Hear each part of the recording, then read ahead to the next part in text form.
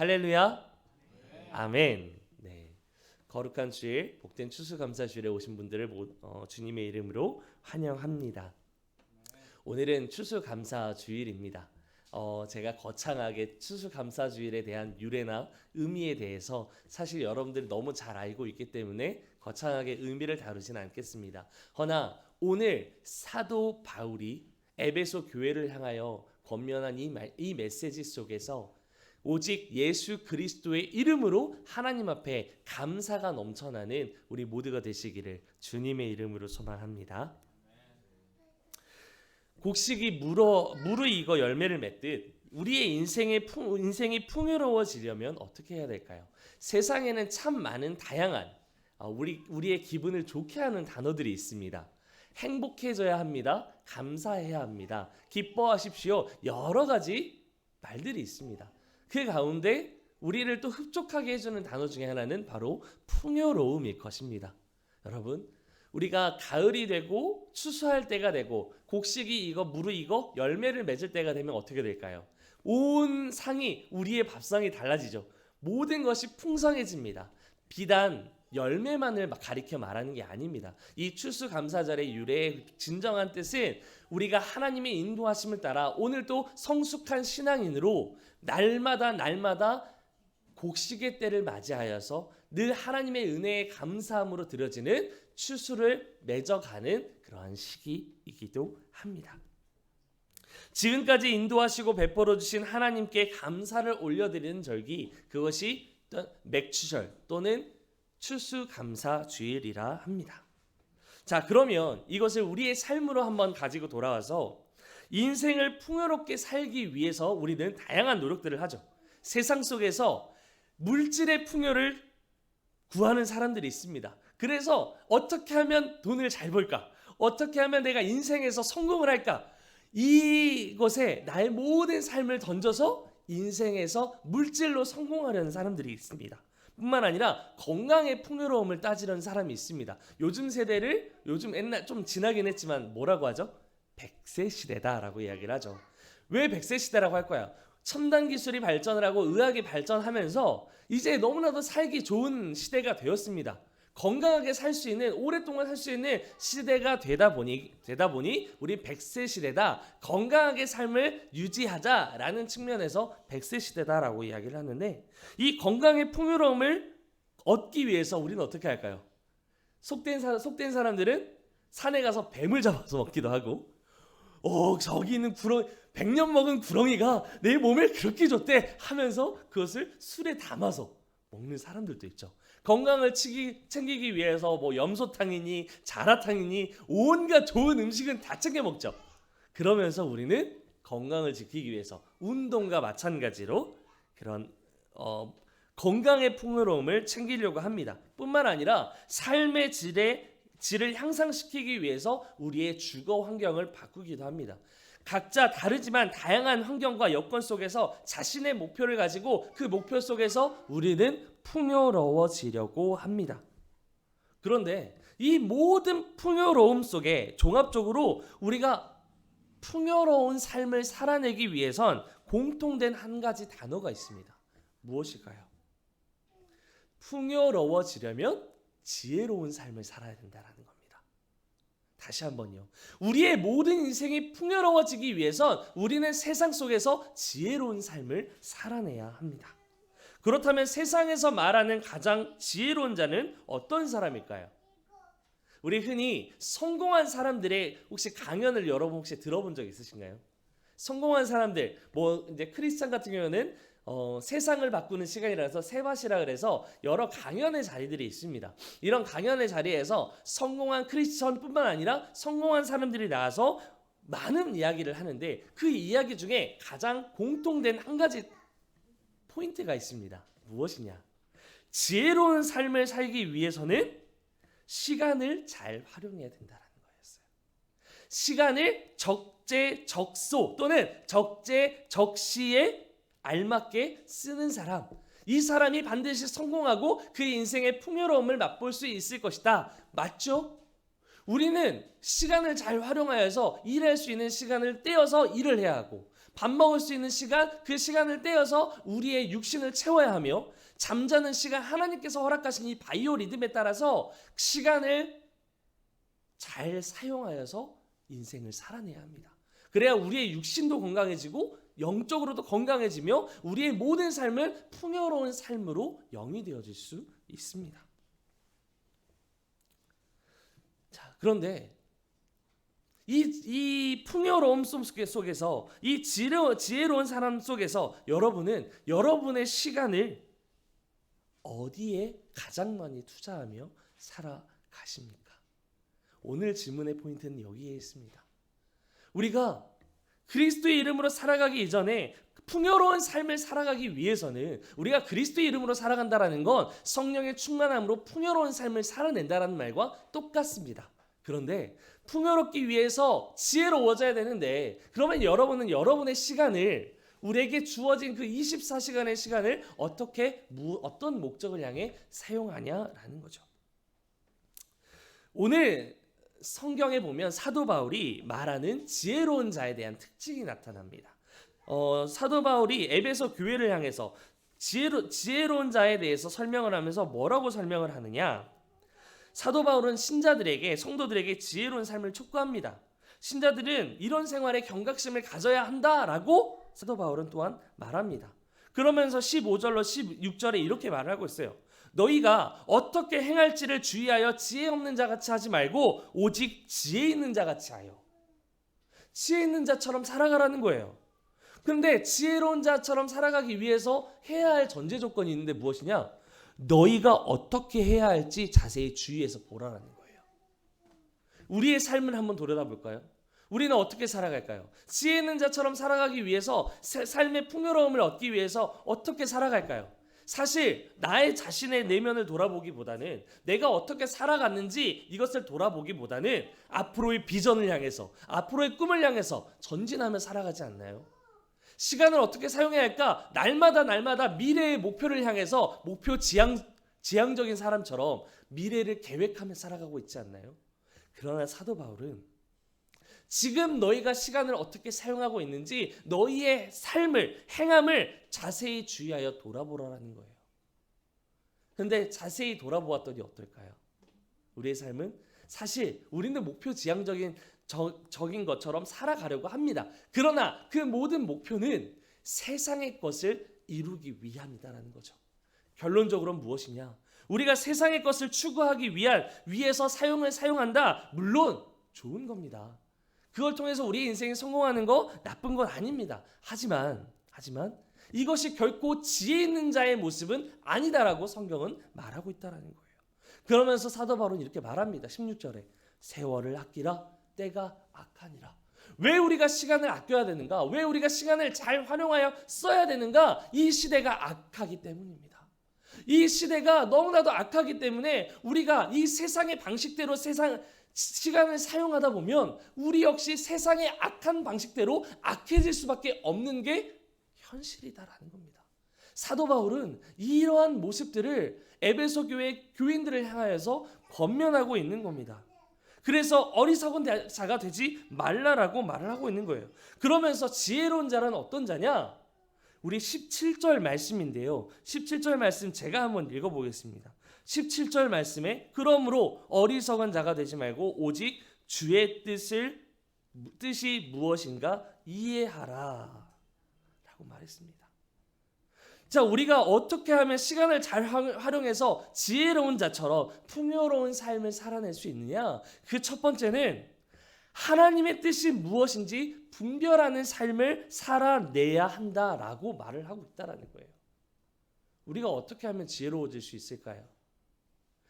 잠언서 1장 8절은 이렇게 말합니다. 여호와를 경외하는 것이 곧 지식의 근본이거늘. 우리가 지혜롭게 되기 위해서는 먼저 하나님을 바라보아야 된다는 거예요. 하나님을 경외하는 마음으로 그 심령으로 하나님을 찾아야 된다는 거예요. 경외하다라는 말은 앞전에도 말했지만 하나님을 두렵고 떨림으로 만난다는 그 상황도 이야기하지만 무엇보다 하나님을 간절히 찾는 그 모든 모습, 하나님이 나의 왕되심을 바라보며 그 가운데 두렵고 떨림으로 하나님을 만나는 그 순간을 사모하는 것, 그 마음 자체가 경외하는 삶이다라는 겁니다. 하나님을 경외하는 것이 지식의 근본이다라는 거예요. 즉 무엇일까요? 하나님은 창조주입니다. 우리 모든 이 땅의 모든 육신을 모든 생물을 창조하시고 인간을 창조하신 창조물입니다. 창조주입니다. 그렇기 때문에 지식의 근본 되신 하나님께 우리가 나아갔을 때 참된 지혜를, 참된 세상을 살아갈 수 있는 참된 지혜를 얻게 됩니다. 사도 바울은 이를 권면하고 있는 거예요. 세상의 풍요를 따라, 때가 악한데 세상의 풍요를 따라 지혜 없는 자처럼 살아가지 말고 하나님의 뜻이 무엇인지 제발 분별하며 살아가라라는 겁니다. 이것이 진정 지혜 있는 자로 풍요롭게 살아갈 수 있는 유일한 해답이다라는 겁니다. 그러면서 데살로니가전서 4장 3절에 이렇게 권면합니다. 하나님의 뜻은 이것이니 너희의 거룩함이라. 곧 음란을 버리고. 우리가 거룩해진다라는 것, 하나님의 뜻이 무엇이냐? 그것은 거룩함이다라는 겁니다. 레위기 19장 2절에 레위기의 주제로도 이렇게 말하죠. 내가 거룩하니 너희도 거룩하라. 하나님은 우리에게 일방적으로 거룩해져라 라고 말씀하시지 않아요. 하나님은 창조주 그 자체이기 때문에 거룩한 본성이 있습니다. 거룩한 속성이 있다라는 거예요. 근데 내가 거룩하니 너희도 거룩해져라. 우리가 거룩해지기 위해서는 하나님을 바라보아야 된다는 거예요. 근데 이 말을 달리 말하잖아요. 달리 말하면 이런 말이 됩니다.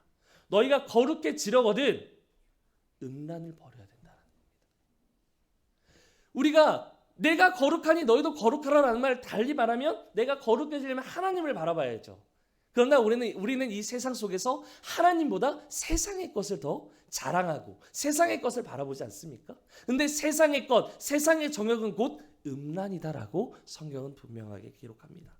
즉 종합적으로 우리가 거룩해지기 위해서는 음란을 버려야 한다. 이 음란이라는 건 우리가 바깥으로 나타나는 음란의 행위만을 가리켜 말하는 게 아니에요. 음란이라고 하는 건 마음으로 짓는 모든 죄를 가리켜 말하고 우리가 성적으로만 이 음란을 가리켜 말하는 건 아닙니다. 이 호세아서에 보면 이 음녀였던 고멜을 이제 아내로 받아들이잖아요, 호세아가. 근데 여기서 말하는 이 고멜을 사랑한 하나님의 사랑을 바라보면서 그것 가운데 음란을 어떻게 정해야 하느냐? 음란이란 사실은 우상숭배라는 겁니다. 우상숭배예요.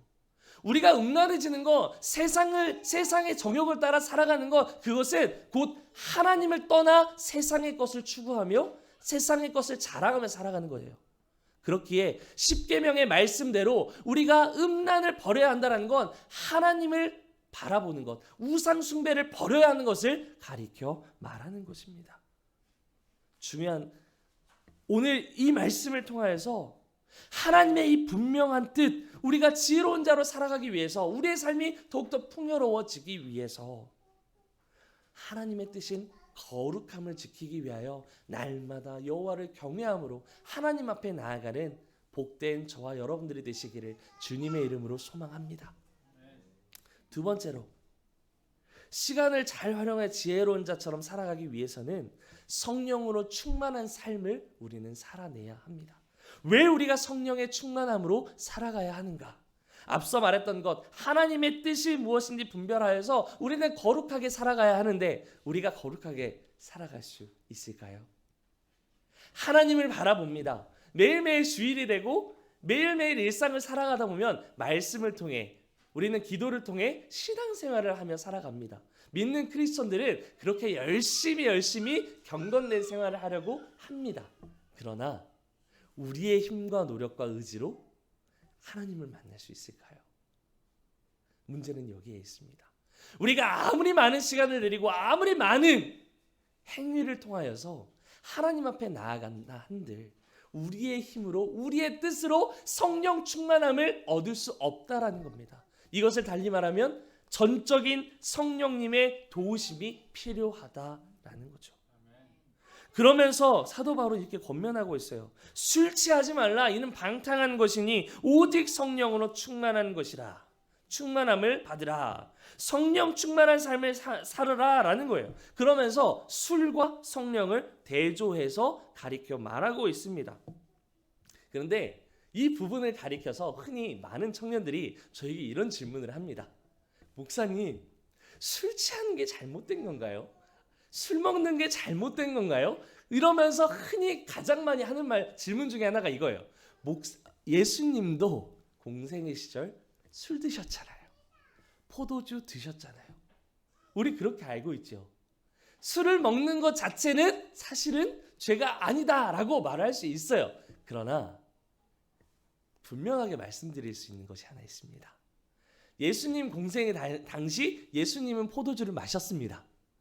맞아요. 가나안 혼인잔치에 가르쳐 보면 요한복음 2장에 보면 예수님께서 그 가나안의 혼인잔치에 가셨습니다. 가셔서 모든 이가 기뻐하며 축하해야 될 자리에 포도주가 떨어진 거예요. 그래서 예수님께서 물동이에 물을 부어오게 하셔서 그곳에 축사하신 후 물이 변하여 포도주가 되게 하십니다. 그래서 그곳을 기쁨의 장소로 바꾸십니다. 그런데요, 이 물이 말하는 의미가 있어요.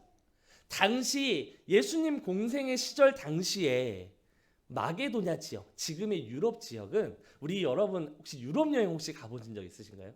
유럽에 가면 뭐가 비쌀까요? 물이 비싸요. 맞아요. 물이 비싸요. 유독 우리나라와 다르게 물이 비싸요. 왜 그럴까요? 이유가 있습니다. 예수님 공생의 시절 당시 유럽 지역, 이 마게도냐 지역에는 이 물 안에 석회수가 있었어요. 이 물을 이루는 그 성질 안에 석회수가 70% 이상이 석회수로 이루어진 구성물이었습니다. 즉 무엇일까요? 이 물이 빠지면 석회수가 하얀 것이 밑으로 가라앉아서 나옵니다. 그렇기 때문에 사람들이 당시 마게도냐 사람들이 물을 구하기가 너무 어려운 거예요. 너무 어려우니까 어떻게 될까요? 일상생활의 음료로 흔히 구할 수 있는 포도를 갈아서 포도주를 마셨던 겁니다. 우리가 일상생활에서 물을 마시듯 그들에게 있어서 일상생활은 포도주를 음료로 마시는 것이었어요. 그런데 예수님께서 최후의 만찬 때 포도주를 마시죠. 근데 이 포도주를 마신 이유가 있어요. 이것을 일상생활의 음료로 사용하기도 했지만 이 물에 포도를 섞어서 발로 빻으면 어떻게 되는지 아십니까? 이 석회수를 정화할 수 있는 최고의 열매가 포도입니다. 그렇기 때문에 이 물에 포도를 섞게 되면 포도주가 되면 이 석회수가 모두 빠지게 됩니다. 그래서 이들은 일상생활에 삶을 유지하기 위해서 포도주를 일상생활처럼 마셨던 겁니다. 오해하지 마시기 바랍니다. 예수님은 술을 즐겨 하셨다? 술을 드셨다? 이게 아니에요. 당시 상황상 석회수를 마실 수 없는 그런 상황 속에서 포도주를 일상생활의 음료로 마시게 된 것입니다. 이러한 이유 때문에 예수님은 포도주를 마신 거예요. 그러나 성경은 이렇게 말합니다. 술 먹지 말라. 아니요, 술에 취하지 말아라. 그런데 이 안에는 깊은 뜻이 있어요. 왜 술 취하지 말아야 되는가? 술을 취하면 세상의 것들이 보이기 때문이에요. 술 취하지 말라. 이는 방탕함이니 이것은 무엇이냐? 우리가 술을 취하면 어떻게 되죠? 이 상아리만큼 우리의 몸속에 내가 내재되어져 있던 나의 본성이 나오죠. 근데 인간의 본성은 어떨까요? 악합니다.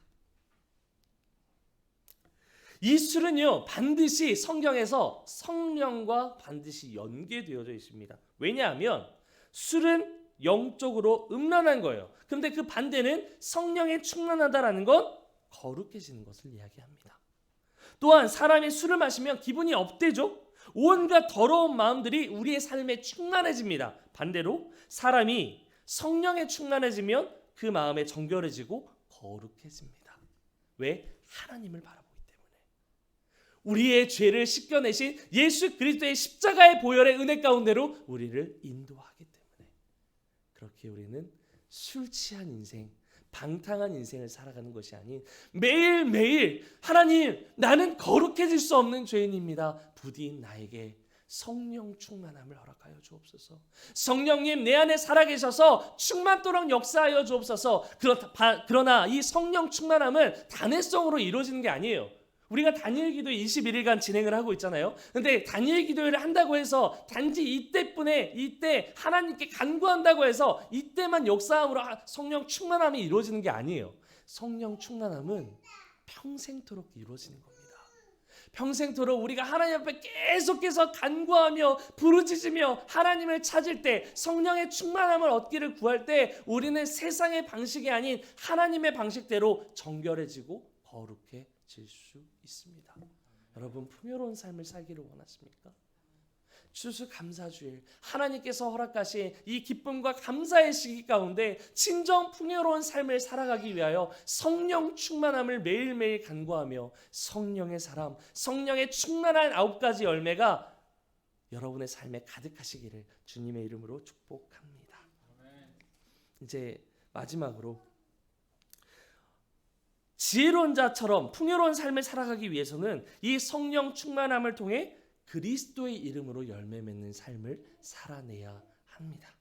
이어지는 19절로 20절의 말씀, 21절까지의 말씀은 성령 충만함으로 나타나는 열매들에 대해서 설명을 하고 있습니다. 성령 충만함을 받으면 우리의 입술은요, 시와 찬송과 신령한 노래들로 하나님을 찬양하고 서로 화답한다 그랬죠. 이것은 하나님을 찬양하는 것뿐만 아니라 믿는 자들 안에서 신령한 음성으로 남을 살리는 말이 나온다라는 거죠.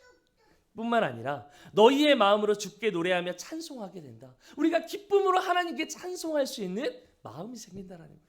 그리고 범사에 우리 주 예수 그리스도의 이름으로 아버지께 감사하며, 늘 하나님 앞에 내게 주신 모든 것에 대해서 우리는 감사할 수 있게 됩니다. 그리고 피차 그리스도를 경외함으로 피차 복종하게 됩니다. 그리스도를 경외한다, 그래서 복종한다라는 것은 예수 그리스도의 그 십자가의 보혈의 은혜 아래 내가 순종하겠습니다.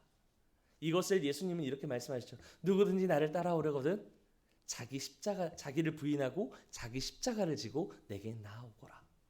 나아오느니라. 이것이 순종의 삶입니다. 이것이 열매입니다. 그런데 이 모든 열매, 이 풍요로움의 열매는 딱 한 가지, 예수 그리스도의 이름을 통해서만 가능하다라는 사실입니다. 오늘 이 말씀을 살펴보면 오직 주의 뜻만을 구했던 가장 지혜로운 자 누구였을까요? 공생의 시절 예수 그리스도였습니다. 예수님께서는 늘 기적과 이적을 베푸시고 표적을 그들에게 보이신 이후에 그들이 하나님을 바라볼 때쯤 자신의 생각이 들어가니까 계속해서 이스라엘의 왕, 자신의 욕심을 채우고자 이스라엘 왕인 예수를 찾으니까 예수님은 그 가운데 어떻게 했을까요? 그 자리를 떠납니다.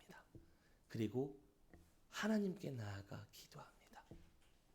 왜 기도했을까요? 늘 하나님의 뜻이 무엇인지, 그 하나님의 뜻에 자신의 모든 삶의 우선순위를 두었던 것입니다.